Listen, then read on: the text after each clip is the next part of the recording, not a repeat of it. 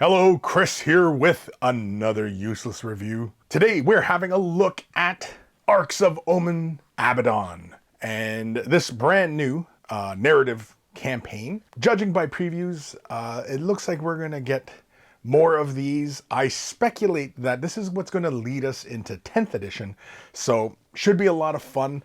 I managed to give the background material and the scenarios a looky-loo, and I read through the background, and it's very, very interesting.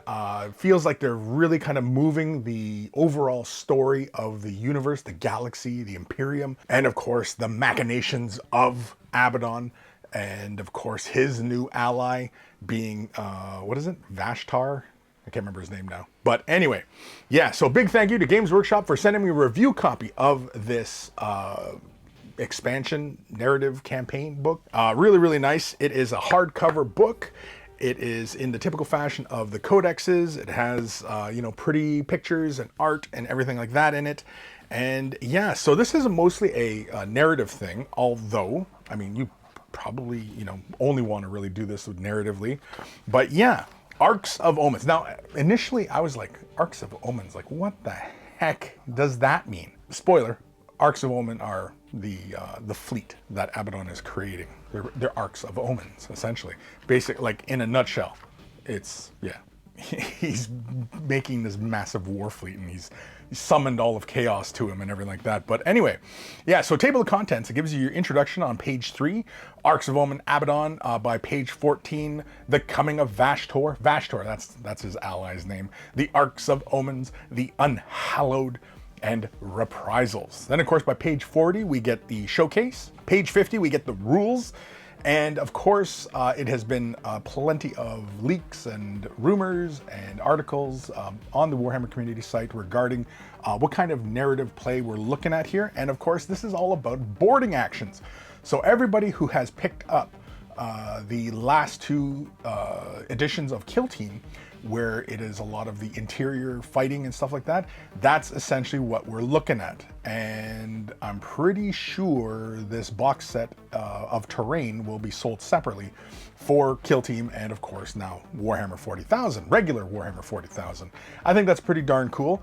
And the scenarios, spoiler, look pretty interesting in this. Boarding action battlefields, boarding action rules, then of course it goes over the actions, boarding action stratagems, boarding action enhancements, mustering a boarding patrol, boarding action, there's a lot of boarding in here, boarding action games, components, boarding action missions, and of course we get Axis Junction Primus, deck sweepers, the pipeline, power struggle, death in the dark, hull breach, control center, the furnace, and rad leak. So lots of missions to play through. And of course, like I said in a few moments ago, I get the feeling that this is what's going to lead us into the 10th. The way this story seems to be building, and of course, how, it's going to play out in the greater narrative of Warhammer 40,000. And yeah, I speculate, it's kind of like how we had the Psychic Awakenings and what was the other one? What was the other campaign? Before 9th or 8th? What was that? I can't remember what it was called now. The Dark Imperium? But anyway. So introduction, the galaxy burns from the far-flung worlds of the Euless sector into the nightmarish ghoul stars. From lonely repentance to the bloodied systems of Scaris. Wars rage upon every world. Since the emergence of the Great Rift, countless systems and species have been plunged into desperate conflict like never before. The hour is as dark as it ever been. Just to get you into the mood, right?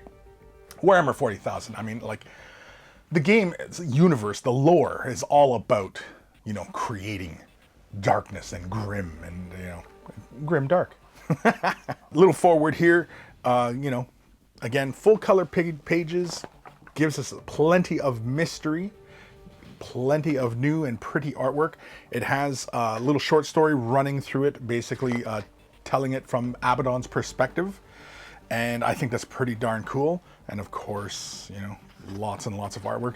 The narrative is pretty darn cool. The Coming of Vashtor. Vashtor being, and of course there is a model for this. I believe it's been previewed. If you've seen the demon with like kind of like mecha tendrils and the spikes and everything like that coming out of him.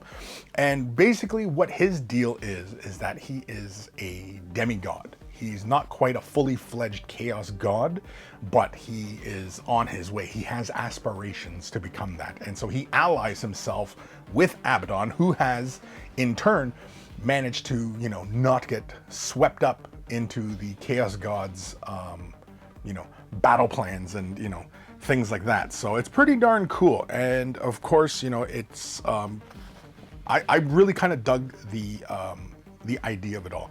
Vashtor, the Archifane, master of the soul forges, the god in the machine. So basically Vashtor, he is a chaos god. Let's call him a chaos god. He's a chaos god of gears and machines, and yeah, so basically here, this is the excerpt. Vashtor is the demonic demigod of inventors, engineers, scientists, and artisans. He is curiosity and innovation, shorn of moral conscience and driven to its darkest extremes. Empowered by the inquiring of mortal minds, Vashtor embodies the need to understand and then to enslave natural forces and to eventually achieve technological apotheosis at any cost. That sums him up right there.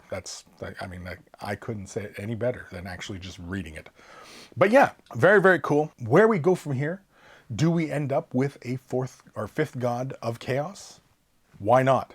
Who says that the chaos gods have to be, 4? I mean, a lot of us old schoolers would say there was already 5th, and this guy is the 6th, but, I digress.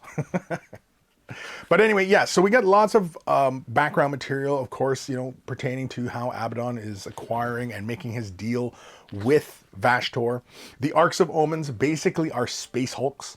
Vashtor is cobbling together space hulks. They load them with renegades and they send them off to achieve their mission. And of course, Vashtor has Abaddon with his warbands looking for elements to make this, MacGuffin of importance and, just massive destruction. And basically Abaddon's going along with it because, well, it's going to make him, Warmaster of humanity, essentially, right? So it's very, very interesting. Definitely give it a read. The background material sets the stage. I do believe that there are going to be more books of this coming along. I do believe that has already been discussed. By the time we hit, page 40, we get into the showcase with lots of pretty pictures. And of course, for all you Chaos fans out there, lots and lots. And of course, they do a lot of the shots that look like they're for, the last kill team. When they have the enclosed space, to show that it's inside. I mean, very, very cool. Whenever I've imagined Space Hulks, I've always imagined, close confines, tunnels, things like that. But also, some of the open spaces, because you see it inside the ships, like Imperial ships, they have grand interiors, right? They're like cathedrals. And so I'd imagine as far as your battlefield is concerned, you don't have to worry about, it feeling like too confined because, in Imperial vessels, they are, grandiose, right? They're cathedral-like. Of course, we got a picture of the brand new Demon Prince in here. Lots and lots of pretty pics. Then we get to the rules. The rules basically lay out the boarding actions, and of course, they give us, a full table setup. And get us into, and I think this is really interesting as it is kind of like the earlier Zone Mortalis, where you could play regular 40K games in the close confines of boarding action type of scenario, right? Like it's kind of like that. It gives us all the rules for how to interpret the wall sections, how they move through doors, all these things. The boarding action rules gives us plenty of diagrams, how models can see each other and move, and yeah, allocating attacks. I mean, these are all in addendum to the regular 40K rules when playing out these boarding actions. I don't think these boarding actions are going to see too much table time as far as the pick up and play, match play type of games or even tournaments. I mean, you could, but I'm not sure I will see that. And then of course we get into actions: secure site, set overwatch, operate a hatch, set to defend, Yeah, and it gives us all the diagrams and stuff like that. Stratagems, you get your command, reroll, counteroffensive, and insane bravery. Boarding action enhancements, superior boarding tactics, close quarters killer, defensive linchpin, expert breacher, personal teleporter, trademark weapon. Again, it's really kind of straightforward. Mustering your patrol and gives you how you know your force org for it. And I don't think does it give us more on the points? Well, 500 points. So it's not big games. You're not playing 5,000 apocalypse game in a boarding action. I mean, you could, but it would feel kind of wonky, right? So smaller games, similar to Kill Team, and maybe this is kind of one of those gateway things where, you get this cross-pollination between Kill Teams and regular 40K, when you just have one squad, but with 500 points, you can, muster, an actual kind of little force. And of course, the force org for this is just like a little patrol detachment with 1 HQ, up to 3 troops, and up to 3 elites. So that's all you get. And I don't think you get your vehicles, do you? You cannot include any monster, vehicle, jump pack, cavalry, biker, or fly. But what if you have... No, I guess you can't have jet bikes. I was thinking of some Honda are flying around inside. No, they can't do that. Yeah, there's all sorts of conditions for playing these kinds of missions, but otherwise, yeah, it's pretty straightforward. The regular rules to 40K still apply with the additional rules. Boarding action games by page 66. You first muster your boarding patrol, and does it tell you by power level? No, it doesn't give you power level. I would kind of figure they would give you power level or by points, but it's just straight up points. Whoever has by a difference of 30 points, they're the underdog. Then you determine mission, you roll a D33, and of course you can have Axis Junction Primus, Deck Sweepers, the Pipeline, Power Struggle, Death in the Dark, Hull Breach, Control Center, Furnace, and Rad Leak. It's pretty darn cool. Read your mission briefing, create the objective battlefield and place your battle objective markers, form boarding squads, determine the attacker defender, generate starting command points, and then deploy your armies, then determine your reserves, determine the first turn, resolve pre-battle abilities, begin the battle, ending the battle, and then determine your victor. It's really straightforward. It's like regular 40K, and of course they also give us a nice little graph on the wall sections, straight walls, walls with the corners, which have doors, and of course it's basically like a legend for reinterpreting the scenario maps. And of course we get a nice big page of how to set the battle up, and of course giving us our mission briefing, mission rules, and our objectives. For example, the first mission, Access Junction Primus. The mission briefing. As they battle through the blazing decks of the contested vessel, 2 opposing forces approach one another from either end of the arterial access corridor. Whoever can press forward and drive their enemies back will have the opportunity to secure this crucial transit route. From here, they can access vital systems and adjoining decks throughout the ship and likely seize the entire vessel. The knowledge that both sides are battling for so vital a strategic prize only makes the fight all the more savage. Mission rules, underdog bonus. So again, if there's a difference of 30 points or more between the 2 forces, one of them will be an underdog. The underdog bonus being if one player is the underdog, the player starts the battle with 1 additional command point. So, not too bad. Objectives, capture the junction. Progressive objective, the pivotal intersection that must be seized and then held until relief forces arrive to secure it against all comers, even should you be forced to pile the bodies of their own slain to form barricades against the foe. The junction cannot be allowed to fall into enemy hands lest the entire ship follow. At the end of each player's command phase, the player whose turn it is scores 5 victory points for each of the following conditions they satisfy, for a maximum of 15 victory points. 1, they control 1 or more objective markers. They control 2 or more objective markers. They control more objective markers than their opponent controls. And in this particular mission, it looks like there are 4 objectives. So they're basically, it's like a kind of a cross-like pattern with the deployment zones all over the place. End game objective, purge the ship.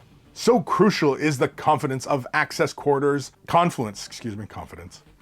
I can read. So crucial is this confluence of access corridors that both sides are willing to hurl overwhelming forces in to seize it. Should one side succeed in butchering the enemy's forces while preserving their own, They will then be in a position to capitalize on their conquest and sweep the vessel clear of foes. At the end of the battle, each player totals the points value of their opponent's units that have been destroyed. Note that if a unit was split when forming boarding squads, because you can basically split your squads, and only one of those subsequently split units was destroyed, then only the points cost of the models that were in that one that was destroyed are added to the total. Scores 15 victory points for each of the following conditions they satisfy for a maximum of 45 victory points. 1, if the total is 125 points or more. If the total is 250 points or more. If the total is 375 points or more. So it gives you all your conditions, gives you the map layout, tells you how to interpret, you know, how the walls are placed and like what sort of walls are needed in what places.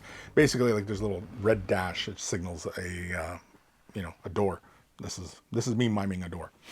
And yeah, really straightforward. Deck sweepers, and of course each one has layouts for, you know, how you arrange the walls. I really kind of dig this. I like when they do these kind of narrative power struggle. Looks like a lot of fun. I like when they do these narrative kind of campaigns, especially when they include like a nice bit of lore that feels like it is going to move the overall narrative of the universe forward. I know a lot of people out there have, you know, advocated for moving the overall timeline of Warhammer 40,000 forward. Me personally, I don't really think it's necessary. I'm in the camp that the universe itself, as like the universe of the Imperium, it really didn't need to move forward because there's so much room in the galaxy to tell all sorts of different stories. If you want to tell stories about Abaddon versus whoever, there's plenty of room to do that, and you do not need to move the timeline of the universe forward, because once you start doing that, then you're kind of doing it for a lot of things. And for example, a faction like the Tau, who they have described as advancing so quickly over like a 6,000 year period. At least that last time I read the lore, it was about 6,000 years that the Tau Empire has like they've been the Tau, right? If we move the timeline hundreds of years, 1,000 years, like the Tau, given how short a time span that they've existed for, they would advance quite rapidly. Like it would be an exponential advancement of their technology. And of course, you know, because now we have reintroduced the Leagues of Votan, the Squats, the Dwarves, to Warhammer 40,000, and basically we've been given them back, and they've always kind of been there, just, you know, they've been hiding and, you know, elusive and everything like that, right? And so, you know what I mean? Like, it really isn't necessary to move the needle forward at all. And yeah, so I don't know. I mean, it's interesting, it's fun, you know, and it makes for great stories and narratives and, you know, novels and stuff like that. But ultimately, I don't really think it's necessary to move the overall timeline forward. Anyway, the book ends at Radley with the last mission. Of course, it gives you a nice big picture of the setup. Then, of course, we get the ending here, just giving us a quote from a philosopher, a governor. And, of course, it gives us, you know, the end. And, yeah, it's not a huge book. I mean, it was, what, 80 pages? How many pages was it? 86 pages. 86 pages. It's not a huge book, but it gives us a nice bit of narrative play. And for everybody out there who's been kind of starved for some interesting scenarios and a new way to play the game, and for everybody out there who really enjoys narrative battles, yeah, this is going to be a nice addition to that. And I'm pretty sure there are more to come. I don't know if they're going to be about boarding actions. Maybe we'll see something else. I don't know. Maybe we'll even see the return of Apocalypse type of 40K gameplay. I know we had that previous edition of Apocalypse, but I don't know. That one felt a bit like it was Epic 40,000, but with Warhammer 40,000 models. And I mean, I always enjoyed Apocalypse since 4th edition, you know, where it was basically like we were playing regular Warhammer 40,000, just with bigger points, more models, you know, and big destructive things. Yeah, I didn't really feel it necessary. I mean, they may as well have, when they did the Apocalypse rules for the last Apocalypse rules for Warhammer 40,000, that felt more like Epic. You know, they might as well just brought back the gunnery tables and, you know, like all the kind of oversimplified rules, rather than, you know, so I'm curious as to where this goes. I'm really, really interested. I like the background material. I thoroughly read it and enjoyed it and found it interesting. And yeah, narrative gameplay. Personally, I don't get to play a lot of narrative games. I don't even get to play that much games today as it is, but narrative, definitely, I see the value. I definitely see the value. If you are a narrative player, you're gonna enjoy this. I think it's got a great bit of background material in it. It's got some fun scenarios. It's got rules, and yeah. And of course, I think this is what's going to lead us into 10th edition. I think that they're setting the stage for something big in the Warhammer 40,000 universe. What? Don't know. But yeah. So again, big thank you to Games Workshop for sending me a copy of this new narrative campaign book. And yeah, I definitely want to get to it. And I have the terrain, so you never know, right?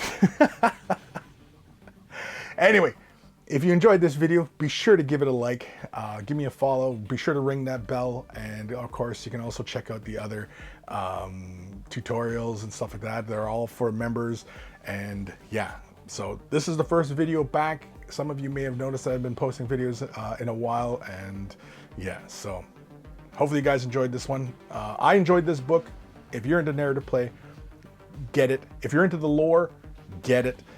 If you are into Zone Mortalis type boarding action, close combat type of armies, small, not quite kill team, but small patrols, yeah, definitely going to get this, because this is a lot of cool. There's a lot of coolness. It's coolness.